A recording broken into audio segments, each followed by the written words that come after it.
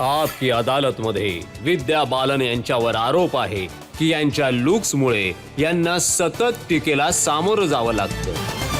आता विद्याजी, हे तर तुम्हाला ठाऊक आहे, तुम्ही चांगले रोल्स करता, लोक त्याची स्तुती करतात, पण सारखं सारखं असं म्हटलं जातं की विद्या बालन यांच्या ड्रेस सेन्समध्ये काहीतरी गडबड आहे. हो. अ, मला वाटतं मला आनंद या गोष्टीचा आहे की मला मला माझ्या कामामुळे अजूनपर्यंत माझ्यावर टीका केली गेली नाहीये. कपड्यांसाठी तुम्ही दुसऱ्यांना हायर करू शकता. कधी ॲक्टिंगसाठी कोणाला दुसऱ्याला हायर नाही करू शकत. अ, हो, काही गोष्टी मी केल्या ज्या मला सूट नाही झाल्या.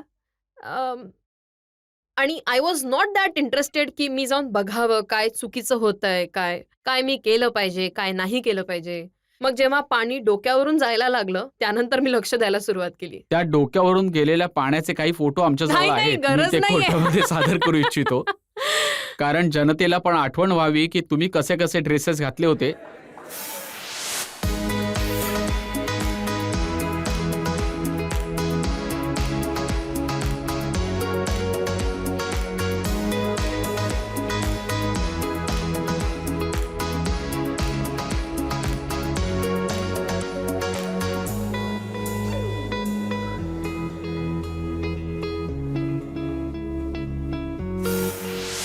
कुठे काहीतरी गडबड तर आहे.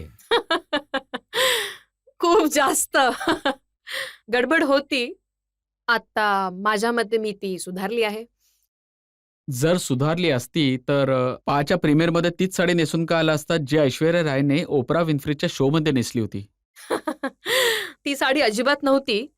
अ, आधी तर मी ऑपरा विन्फ्री शो पाहिला नाही आणि सब्यसाचीने माझे कपडे केले होते फिल्ममध्ये.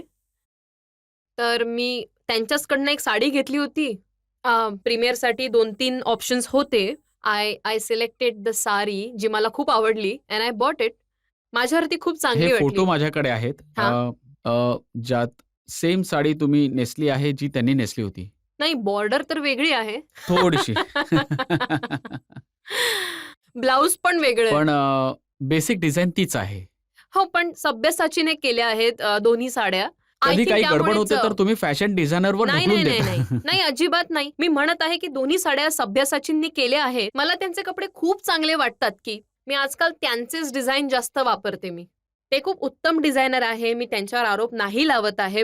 पण पहिलं मला माहीत देखील नव्हतं की या टाईपच्या सिमिलर साडी त्यांनी आधी देखील नेसली होती. आणि दुसरी गोष्ट अशी की देअर इज अ डिफरन्स. जर जर तुम्हाला तुम्ही नुक्स तुम्ही काढायचीच आहे तुम्ही तर हे मान्य करता की गडबड होती ती तुम्ही सुधारली आहे. हां, हां. ते तर मी मान्य करते. अगदी मान्य करते. आता जनतेला विचारूया, जनता मान्य करते की नाही हो. करत.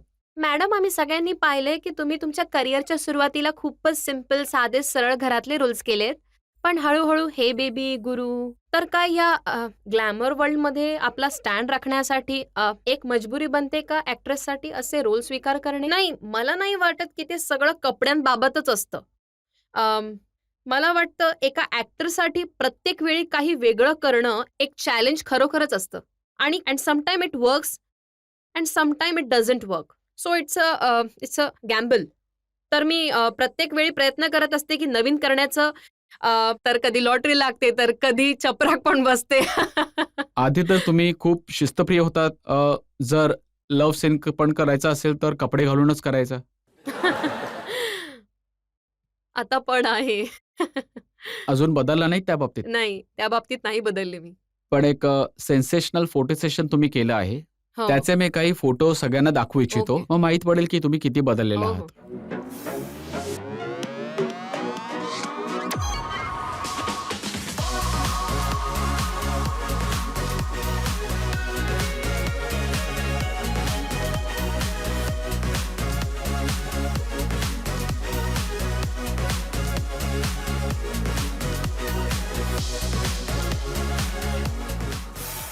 ती विद्या बालन जिला लोकांनी पसंत केलं एका अशा पात्रासाठी जे घरगुती महिलेचं कॅरेक्टर, त्याबद्दल प्रश्न त्यांनी आता विचारला होता. आता ते पात्र सोडून तुम्ही नवीन इमेज तयार करण्याचा प्रयत्न करताय.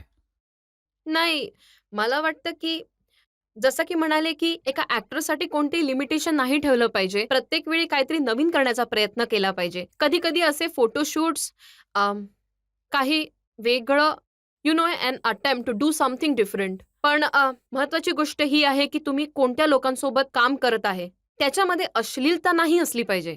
जेव्हा मला वाटतं की मला एक कम्फर्टेबल फील होतं की या लोकांसोबत थोडं you know even if I am doing something different and bowled it will not look dirty, तेव्हा मी असं काहीतरी वेगळं करते. तुम्ही लकी आहात, तुम्हाला खूप चांगले चांगले डायरेक्टर सोबत काम करण्याची नक्कीच. संधी मिळाली आहे आणि म्हणूनच कदाचित असे सीन देखील, सेन्सर सीन देखील चांगले वाटले, अश्लील वाटले नाही, ही गोष्ट मी मान्य करतो. थँक्यू. जसं मी पाहत आलोय की सुरुवातीपासूनच तुम्ही वेगळे वेगळे कॅरेक्टर्स केले आहेत आणि तुमची खूप स्तुती पण झाली आहे. तर तुमचा ड्रीम रोल काय आहे आणि तुम्हाला कोणतं कॅरेक्टर साकारायला आवडेल? तसा कोणता एक ड्रीम रोल नाहीये.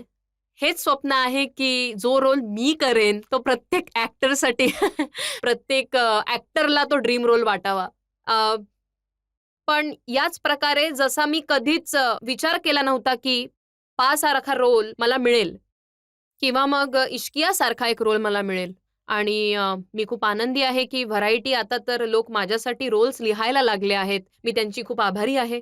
मला वाटतं जोपर्यंत ती मालिका चालू आहे आय एम मॅडम सेफ. तुम्ही म्हणालात की मी गाणं पण म्हणते.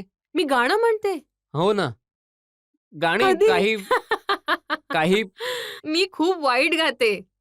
प्लीज गा ना मॅडम, प्लीज गा ना. जर तुम्हाला जनतेच्या डिमांडवर काही गायचं असेल तर मॅडम एक गाणं तर होऊन जाऊ दे. ऍक्च्युली मी माझ्या आईला दिलेलं वचन तोडेल जर मी गाणं गायले तर. त्यांनी मला म्हटलं ऍक्ट्रेस चांगली आहे, गाणं गाऊ नको. पण मी एक लाईन गाईन तुमच्यासाठी. तुम्ही सगळे माझ्यासोबत गाणं म्हणाल? हो, गाऊ ना. पियू बोले पिया बोले क्या ये बोले जानी ना. अच्छा, बंगालीमध्ये गाते मी आता. মনে যত কথা কথা যত মনে মনেহি রাখো পিয়া পিয়া ডাকে পিয়ু ডাকে. बस.